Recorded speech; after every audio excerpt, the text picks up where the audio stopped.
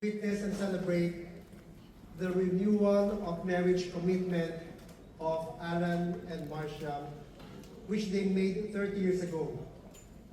Let us pray that your union be a testament to God's love and glory. Please stand. Let us begin our celebration with the sign of God's love for all of us, the sign of the cross. In the name of the Father, and of the Son, and of the Holy Spirit. Amen. The grace of our Lord Jesus Christ and the love of God and the communion of the Holy Spirit be with you all. Let us pray.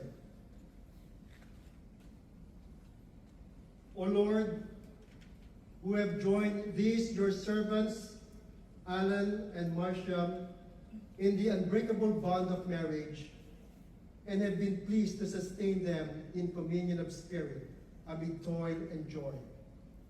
Increase, we pray, and purify their love, so that together with their children, Marian, Francis, and Margot, they may rejoice in the sanctification they bring to each other. Through our Lord Jesus Christ, your Son, who lives and reigns with you in the unity of the Holy Spirit, God forever and ever. Amen. Please be seated and let us listen to the word of God.